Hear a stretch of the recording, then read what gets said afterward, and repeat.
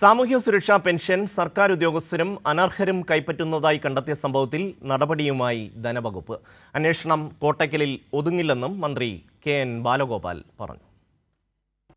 ഞാൻ കഴിഞ്ഞ ദിവസം പറഞ്ഞു, ക്ഷേമ പെൻഷനെ സംബന്ധിച്ച് ചില റിപ്പോർട്ടുകൾ വന്നു. അത് സംബന്ധിച്ച് നടപടികൾ സ്വീകരിക്കാനായി ബന്ധപ്പെട്ട ഭരണവകുപ്പ് അയച്ചു കൊടുത്തിട്ടുണ്ട്. ഇന്റൻഷനുള്ള തെറ്റായ കാര്യങ്ങൾ അത് ചെയ്യാൻ പാടില്ല. അത്തരം കാര്യങ്ങൾക്ക് ആവശ്യമായ വകുപ്പുകൾ നോക്കി പരിശോധന നടത്തി ആവശ്യമായ നടപടികൾ സ്വീകരിക്കാൻ വേണ്ടി ധനകാര്യ വകുപ്പ് ആ വകുപ്പുകൾക്ക് കൊടുത്തിട്ടുണ്ട്. പക്ഷേ ഇക്കാര്യത്തിനനുസരിച്ച് ആവശ്യമായ വളരെ കർശനമായ നിലപാടുകളാണ് ഗവൺമെൻറ്റിനുള്ളത്. തെറ്റായ കാര്യം ചെയ്തു കഴിഞ്ഞാൽ സ്വാഭാവികമായിട്ട് അതിനകത്ത് നടപടി വരേണ്ടതല്ലേ. വിജിൻ ചേരുന്നു. വിജിൻ, ധനമന്ത്രി എന്തൊക്കെ കാര്യങ്ങളാണ് പറഞ്ഞത്? അദ്ദേഹം പറഞ്ഞത് കോട്ടയ്ക്കലിൽ മാത്രമായി അന്വേഷണം ഒതുങ്ങില്ല, എല്ലാ കുറ്റക്കാരെയും കണ്ടെത്തും, നടപടി ഉണ്ടാകും. തന്നെയാണ് സർക്കാർ നേരത്തെയും എടുത്ത നിലപാടെന്ന് പറയുന്നത്. ഈ ക്ഷേമ പെൻഷനുമായി ബന്ധപ്പെട്ട തട്ടിപ്പും അതുപോലെ തന്നെ അതിൽ അനർഹർ കടന്നുകൂടിയതുമായി ബന്ധപ്പെട്ട വിഷയങ്ങൾ ഒക്കെ ശക്തമായ നിലയിൽ തന്നെ പരിശോധിക്കാനും ഒപ്പം തന്നെ ഈ സർക്കാർ ഉദ്യോഗസ്ഥർ ഈ ക്ഷേമ പെൻഷൻ കഴിഞ്ഞ കുറച്ച് കാലമായി തന്നെ വാങ്ങിക്കൊണ്ടിരിക്കുന്ന കാര്യം ശ്രദ്ധയിൽപ്പെട്ടത് വിജിലൻസ് അന്വേഷണത്തിലേക്ക് കടക്കാനും ഒക്കെയാണ് സംസ്ഥാന സർക്കാർ തീരുമാനിച്ചിട്ടുള്ളത്. ധനമന്ത്രി അക്കാര്യം നേരത്തെ ഇന്നലെ മുതൽ തന്നെ വ്യക്തമാക്കുകയും ചെയ്യുന്നുണ്ട്.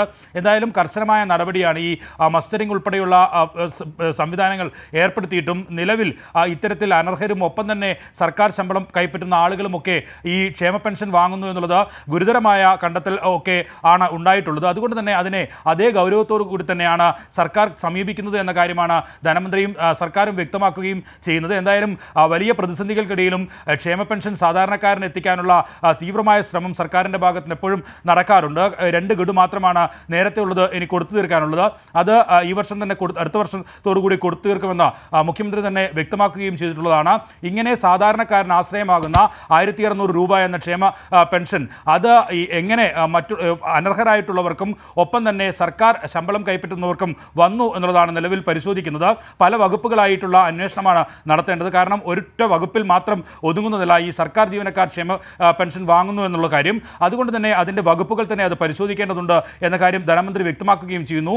ഇങ്ങനെ പല ഘട്ടങ്ങളിൽ പല വിഭാഗങ്ങളായിട്ടുള്ള അന്വേഷണത്തിലേക്കാണ് സർക്കാർ കടക്കുന്നത്. ഒപ്പം തന്നെ കോട്ടക്കലിൽ വലിയ രീതിയിൽ സാമ്പത്തികമായി മുന്നിട്ട് നിൽക്കുന്ന ആളുകൾ തന്നെ ഇത്തരത്തിൽ ക്ഷേമ പെൻഷൻ കൈപ്പറ്റി എന്നുള്ള കണക്കുകളും അതുപോലെ തന്നെ അതിൻ്റെ തെളിവുകളും പുറത്തു വന്ന സാഹചര്യത്തിൽ അതും പരിശോധിക്കാൻ ഉള്ള നടപടിയാണ് സ്വീകരിക്കുന്നത്. അത് കോട്ടക്കലിൽ മാത്രം ഒതുങ്ങി നിൽക്കുന്നതല്ല എന്നാണ് സർക്കാർ കാണുന്നത്. അതുകൊണ്ട് തന്നെ വിശദമായ രീതിയിൽ സംസ്ഥാനത്തെ മുഴുവൻ ക്ഷേമ പെൻഷൻ വാങ്ങുന്നവരുടെയും ലിസ്റ്റ് കൂടുതൽ ഗൗരവമായ പരിശോധനയ്ക്ക് വിധേയമാക്കുകയും ഒപ്പം തന്നെ അതിൽ കൂടുതൽ അനർഹരായവർ ഉണ്ടോ എന്ന് കണ്ടെത്തുകയും ചെയ്യുക എന്നുള്ളതാണ് സർക്കാരിന് മുമ്പിലുള്ള വഴിയെന്ന് പറയുന്നത്.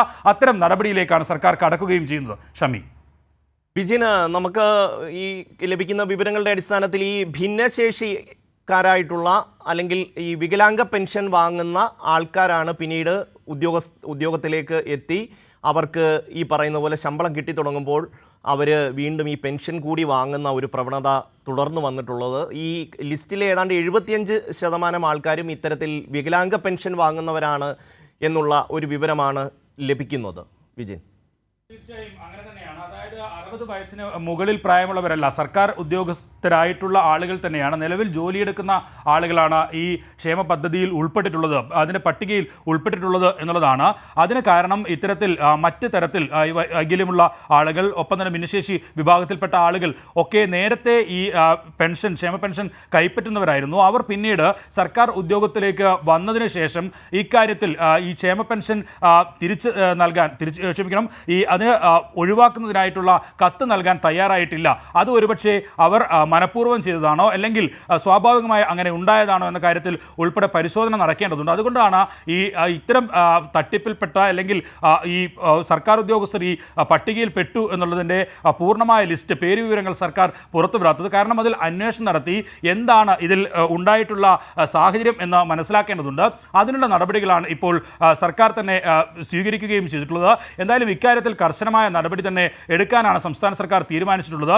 ഏതൊക്കെ വകുപ്പുകളിൽ ഇങ്ങനെയുള്ള ആളുകൾ ഉൾപ്പെട്ടിട്ടുണ്ട് എന്ന കാര്യം അതത് വകുപ്പുകൾ തന്നെ പരിശോധിക്കാനുള്ള നിർദ്ദേശമാണ് നിലവിൽ നൽകിയിരിക്കുന്നത്. അത്തരം നിർദ്ദേശം തന്നെയാണ് മുഖ്യമന്ത്രിയും നൽകിയിട്ടുള്ളത് എന്നാണ് മനസ്സിലാക്കാൻ കഴിയുന്നത്. മുഖ്യമന്ത്രി തന്നെ ഇക്കാര്യത്തിൽ ഉള്ള റിപ്പോർട്ടും അതുപോലെ തന്നെ അന്വേഷണത്തിലുള്ള കാര്യങ്ങളുമൊക്കെ വിശദീകരണം ആവശ്യപ്പെടുകയും ചെയ്തിട്ടുണ്ടെന്നാണ് മനസ്സിലാക്കുന്നത്. എന്തായാലും ഇതിൽ പൂർണ്ണമായും എല്ലാ വകുപ്പുകളെയും കൂട്ടിയോജിപ്പിച്ചുകൊണ്ടുള്ള ആ വകുപ്പ് തല അന്വേഷണത്തിലേക്ക് കടക്കും. ഒപ്പം തന്നെ ഇതിൽ കുറ്റകരമായ പ്രവണത ഉണ്ടായിട്ടുണ്ട് ഉണ്ടായിട്ടുണ്ടെങ്കിൽ അത് വിജിലൻസ് അന്വേഷണവും മറ്റ് നടപടികളിലേക്കും കടക്കാനുള്ള ആലോചനയാണ് സർക്കാർ നടത്തുന്നത്. ആ വിജിലൻസ് അന്വേഷണത്തിലുള്ള നിർദ്ദേശം ധനമന്ത്രി നൽകുകയും ചെയ്തിട്ടുണ്ട്.